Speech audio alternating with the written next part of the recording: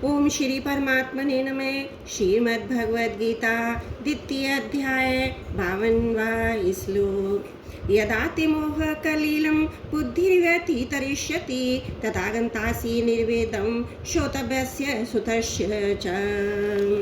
यदातिमोह कलिलं बुद्धिर्व्यतितरिष्यति, शरीर में अहमता और ममता करना तथा शरीर संबंधी माता पिता भाई भौजाई स्त्री पुत्र वस्तु पदार्थ आदि में ममता करना मोह है।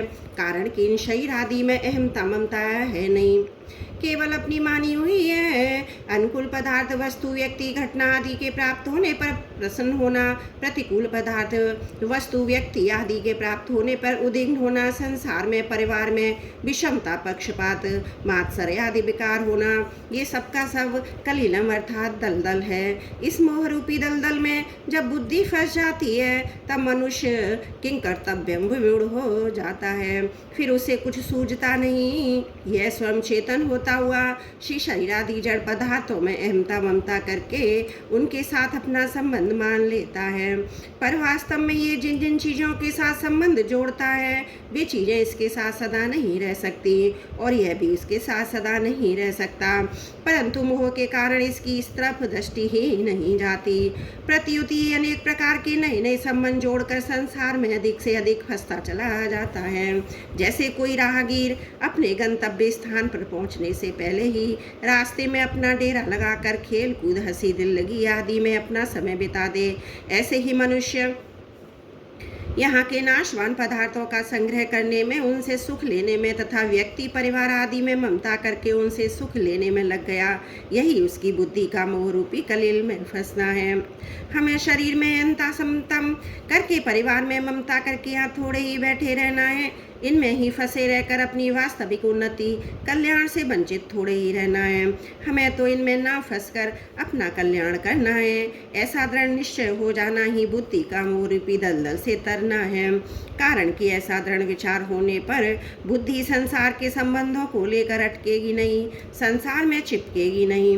मोह रूपी कलिल से तरने के दो उपाय, विवेक और सेवा विवेक, जिसका वर्णन दूसरे अध्याय के 11वें 30 श्लोक तक है। तेज होता है, असत विषयों से अरुचि करा देता है। मन में दूसरों की सेवा करने की, दूसरों को सुख पहुंचाने की धुन लग जाए तो अपने सुख आराम का त्याग करने की शक्ति आ जाती है। दूसरों को सुख पहुंचाने का भाव जितना तेज होगा उतना ही अपने सुख की इच्छा का त्याग होगा। जैसे शिष्य की गुरु के लिए, पुत्र की माता पिता के लिए, नौकर की मालिक के लिए सुख पहुंचाने की इच्छा हो जाती है तो उनकी अपने सुख आराम की इच्छा स्वतः सुगमता से मिट जाती है। ऐसे ही कर्मयोगी का संसार मात्र की सेवा करने का भाव हो जाता है तो उसकी अपने सुख भोग इच्छा स्वतः मिट जाती है। विवेक विचार के द्वारा अपनी भोग इच्छा को मिटाने में थोड़ी कठिनता पड़ती है, कारण कि अगर विवेक विचार अत्यंत दृढ़ न हो तो वह तभी तक काम देता है जब तक भोग सामने नहीं आते। जब भोग सामने आते हैं तब साधक प्राय उनको देखकर विचलित हो जाता है, परंतु जिसमें सेवा भाव होता है उसके सामने बढ़िया से बढ़िया भोग आने पर भी उस भोग को दूसरों की सेवा में लगा देता है। अतः उसकी अपने सुख आराम की इच्छा सुगमता से मिट जाती है। इसलिए भगवान ने सांख्य योग की उपेक्षा कर्म योग को श्रेष्ठ बताया है, जल्दी सिद्धि देने वाला होता है और सुगम बताया है। तदा गंतासि निर्वेदम श्रोतव्यस्य सुतस्य च। मनुष्य ने जितने भोगों को सुन लिया है, भोग लिया है, अच्छी तरह से अनुभव कर लिया है, वे सब भोग यहाँ सुतस्य पद के अंतर्गत हैं। स्वर्ग लोक ब्रह्मलोक आदि के जितने भोग सुने जा सकते हैं वे सब भोग यहाँ श्रुतभस्य पद के अंतर्गत हैं। जब तेरी बुद्धि मोह रूपी दलदल को तर जाएगी तब तू इन श्रुत ये लौकिक श्रुतस्य पारलौकिक भोगों से विषयों से दूसरे वैराग्य हो जाएगा। तात्पर्य कि जब बुद्धि मोह कलील को तर जाती है तब बुद्धि में तेजी का विवेक जागृत हो जाता है।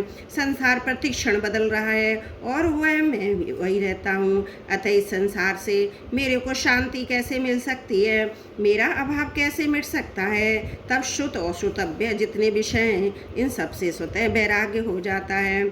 यहाँ भगवान को श्रुत के स्थान पर भुक्त, श्रुतव्य के स्थान पर भोतव्य कहा गया है, परंतु ऐसा ना कहने का तात्पर्य संसार में जो परोक्ष अपरोक्ष विषयों का आकर्षण है वह सुनने से ही होता है, अतः इसमें सुनना ही मुख्य है। संसार से विषयों के छूटने के लिए जहाँ ज्ञान मार्ग और भक्ति मार्ग का वर्णन किया गया है वहाँ भी श्रवण को मुख्य बताया गया है।